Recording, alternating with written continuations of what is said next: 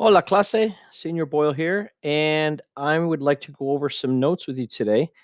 And those notes look like this. But before we do that, I want to talk to you about how to split your screen because if you look in Google Classroom, there's a document that looks like this, right? And what you should do is you should open a window with my video in it, and maybe that video would look like, let's say, this. Okay. It's a YouTube video. And the way you do that is you click on and hold this little tab here, and you pull down, and it frees that window to go wherever you want it to go. Then you drag it over to the right or the left, and it will show up in half your screen. So um, there you go. Oh, stop. Okay, so there I am on one half, and you can put this video on one half of the screen, and then you can take the document and pull it down and pull it over. And that way you can watch me on one side of your screen and you can type in your notes on the other side of the screen. Okay, so I hope that makes sense. One other thing I want to say about this set of notes is that these are actually tables. I don't know if you've ever worked with tables before, but it's easy to grab a hold of the corner or the edge of a table and go like this and kind of mess it up. And if you do that and you realize, whoops, I did something I shouldn't do, just hit Control Z and it'll fix it. Control Z, of course, is undo. So, what I recommend is that you take your cursor and just click in this box, and you'll be able to put the answer or the word or the response or whatever that you see from the slideshow. You're um, going to have to hit pause, maybe, hopefully not too much to make sure you can keep up.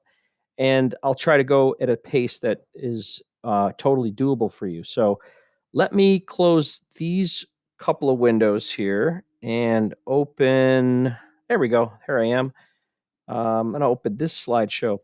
Okay, so you and I have worked on the preterite together, right? And we've gone through that and we've talked about all of the ins and outs of the preterite. Let's work on the imperfect, which is the other past tense you're supposed to learn for Spanish 3. Okay, so it looks like this. All right. And what you should have is in front of you right now is my slideshow, my video, rather, on one side of the screen, and your notes on the other side of the screen. If you need to hit pause to make that happen, do it. Okay, so the first thing is I want to talk to you about what you're going to learn today. So you're going to learn what the imperfect tense is. I think that the word imperfect is the one you're supposed to fill in. I don't know, something like that. But anyway, what is the imperfect tense? We're going to figure that out today. We're also going to learn how to conjugate imperfect. And I got good news for you. And that is that you know how the preterite is such a pain and there's so many rules and there's like 12 pages of notes and there's all these irregulars and irregular stems and accent marks and rules and irregular endings and blah blah blah, all that stuff. Well, imperfect is not like that. It's very simple and I can teach it to you in one day. No problem. It's easy. Okay, so the next thing is you're going to learn the difference between preterite and perfect, and I sort of weave this into the whole lesson, okay? So, what's the imperfect, how to conjugate, and what's the difference between preterite and perfect? Okay, so before we talk about imperfect, let's just do a quick review because if you have a really solid understanding of the preterite, it helps you understand the imperfect. So, let's review what the preterite really is. And what the preterite is, I broke it down into five. I have broken it down into five characteristics. What are the characteristics of a preterite action? And here they are. It's in the past. Duh, of course it is. It's a completed action. In other words, it's something that happened. Okay, if you say, I ate breakfast, that happened. It's a completed action. It's an action that is considered complete, done. Okay, not all actions in the past are considered complete and done. Okay, but preterite actions are. Number three, it's usually a single event. If it's a series of events, then it's a bunch of single events all tied together in a row. So I woke up, I got dressed, I ate breakfast, I went to school. That series of events, each one of them individually are preterite. Number four, the action fits within a specific time frame. If I said to you, "Hey, last summer I blah blah blah," you know that the next thing that I say after last summer I is going to be preterite because the time frame is last summer. Now I'm talking about a specific time frame. Okay, so I don't want that to be confusing. You'll see examples of it later on. Number five, preterite actions have a clear beginning and an ending. In other words, if you think about a predator action, it is clear the beginning and an ending of that action rather than it being fuzzy or unclear. Okay, next part. Imperfect. What is the imperfect? Okay, the imperfect, the only thing that's the same is the fact that it's in the past, right? So it's also in the past. Number two, it can be a habitual action happening over and over again. In other words, if I say I ate breakfast, that's preterite because it's a single completed action. If I say I used to always eat breakfast at that restaurant, that's an action that I did many, many times in the past. And I don't know how many times I did it. I'm not telling you how many times. I'm just saying I did it over and over again. So this is an action that was habitual, repetitive. In other words, it happened over and over again. Number three, imperfect actions may not really seem as though they're completed in the sentence. We'll show you examples of this. Not all actions in the past seem as though they're completed within a sentence, and that's really what we're talking about. Number four, the beginning and the ending of the action may not be clear, right? Because in preterite, we say it's clear. In the imperfect, it's not really that clear, or it can be unclear. Number five, the imperfect doesn't really happen at a specific time or within a specific time frame. Okay, we'll give you examples about how that works. Number six, if you're talking about how to describe something in the past that's not really an event, use imperfect. The example you're going to see in a little bit is weather conditions. You know, you could say yesterday was rainy. Well, that's describing something. You could say when I was young, I was chubby, I was skinny, I was funny. That's not really an event. It's just a description. Use imperfect for that. Number seven, imperfect actions are not happening anymore. Well, preterite actions happened and are completed, but imperfect actions are not happening anymore. So those are the characteristics. Okay, I think it's better to talk about examples. Let's talk about that. You're going to use the imperfect when you want to say the following things. Use imperfect when you want to set the stage for a preterite action. What am I talking about? Well, we'll talk about this again. We'll give you more examples, but setting the stage would be if something was happening continuously when suddenly something else interrupted it. For example, I was eating breakfast this morning when somebody knocked on the door. Now, in that sentence, I was eating breakfast is not a completed action. In real life, I may have completed my breakfast, but in the sentence, I was eating breakfast isn't seen as completed. Somebody knocked on the door. That's an event that would be preterite. So what we have is an event that's taking place continuously as a stage that is set to be interrupted by a preterite action. We'll show you more examples of that. Number two, use it to describe people or things in the past when there isn't a completed action. Well, I think we talked about this just a second ago. So when I was young, my father was mean. When I was young, my mother was unhealthy or whatever. So Number 3, always use imperfect when you're talking about what time it is. Number 4, always use imperfect when you're describing weather conditions. I think what you need to do is you need to say describe weather conditions, not just describe weather. All right, so it was sunny, it was rainy, it was cloudy. Those are all imperfect descriptions. Um, we'll talk more about how you could use preterite for weather, but I don't want to cloud that up right now. Get it? Cloud it up. Number 5, if you're talking about your age, you want to state someone's age, always, always, always use imperfect. Number 6, if you ever feel like saying, I used to do something, use imperfect. Because what does it mean when you say, I used to do something? It means you did it over and over again. You did it habitually, repetitively, not just one time. I used to go to the beach when I was a kid. Well, how many times? We're not saying. It was a habitual action. We did it over and over again, an unspecified number of times. And anytime you feel like saying used to, use imperfect. Same with would. Now, there's a couple different kinds of would. If I say, if I were you, I wouldn't do that. That's not the would we're talking about. What we're talking about is if you use the would in place of used to, then use imperfect.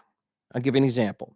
When I was a kid, I used to go to the beach, or I could say, when I was a kid, we would go to the beach all the time. So those are both expressions of habitual actions in the past and use imperfect for those. Use imperfect when you want to talk about habitual actions. We've said this several times. Number 9, talk about how someone was feeling or a state of mind. Here, I'll just move myself over a little bit. Okay, now, she was sad. That's imperfect. She felt mad. That's imperfect. But he hit his thumb with a hammer and he got mad. That's preterite because he reacted to something. But in a general sense, I want you to think of feelings generally as something that is in the imperfect rather than the preterite. Okay, let's go to the next slide and let's talk about examples. Examples are great because it really helps us to know what we're saying in English and how to say this in Spanish. Okay, so here is an example of a verb in the imperfect that sets the stage for a preterite action. I was driving the car when the deer went out in front of us. I was driving is imperfect because in this sentence, it's not really a completed action. You know, it's not like we're saying you go out and you do something, you come home and your mother says, "What were you doing?" And you say, "I drove the car downtown and I went out with my friends." Those are completed actions. Those are preterite. But I was driving the car sets the stage for a deer to run out in front of us. Deer ran out in front of us is preterite. It happened. I was driving the car, didn't happen. It was happening. Okay. So here we go. We have yo conducía. Conducía is imperfect for I was driving. El coche cuando el ciervo corrió delante de nosotros. Okay, another one. Number 2, the houses were really big and run down. This is an example of a description. Okay, so if I use the present tense to say this, I would say las casas son muy grandes. Las casas son muy grandes. But in the imperfect, I would say las casas eran grandes y en decadencia. So eran is imperfect for son. Number 3, it was 3:00 when the bell rang. This is time. And so instead of saying son las tres, we would say eran las tres. And this is another example of how Yeah, it's time. Always use imperfect for time, but the time sets the stage for the event of the bell ringing, right? The condition underlying was the time, and the bell rang was the predicate event. Number 4, it was raining upon their arrival. Now, it was raining is a condition, a weather condition. If you're going to describe weather conditions, always use the imperfect. So I would say llovía su llegada. Llovía is the imperfect for it was raining.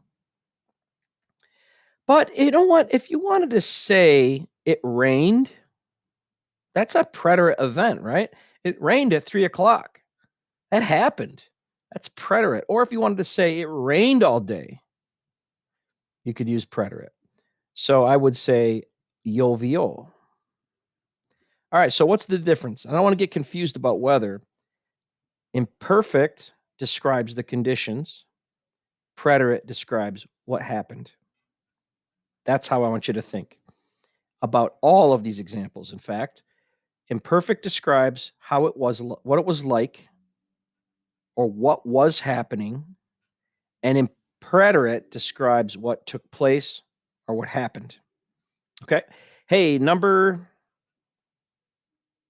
5. She was 4 years old. We're talking about age. Tenía 4 años cuando tuvo su primera bici. Hey, tenía is imperfect for she was 4 years old. Tuvo. Hey, guess what that is? That's tener in the preterite. She received her first bike. She got her first bike. Number 6, when we were kids, we used to go to the beach. We've mentioned this example a couple times. When we were kids, that's imperfect because I'm describing what a person was like or what a condition they were in. And used to go is a habitual action that took place over and over again. So we're going to use the imperfect for both of these. Éramos with an accent mark and íbamos with an accent mark. Éramos is ser, íbamos is ir. We're going to see those conjugations in a couple of minutes. Number 7. The old woman was crazy. You're like, oh, you talking about my teachers? I'm just kidding. La vieja estaba loca. Okay, this is a state of mind, maybe kind of state of mind or emotions. It's not something that happened. It's how things were. So use imperfect for how things were. Number 8, she thought the whole world was against her. All right, well, this isn't really something that happened. It was a state of mind. It's how she was thinking, not what she thought in a moment of time, but it's a thought that she had continuously in the past. And the whole world was against her was not something that happened. It was the way things were. So we want to use imperfect for both of these. So the verb creer in the imperfect is creía, and the verb estar or was against her is estaba. All right, so ella creía que todo el mundo estaba en contra ella. I don't know if we have any more examples. No. Hey, let's do some conjugating. This is easy stuff. Here we go. Figure out who the subject is. Just like we always do, right? Number 2, drop the ending, just like we always do. Number 3, add the appropriate ending. Easy stuff.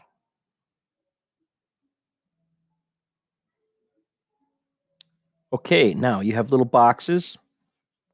You have 6 boxes.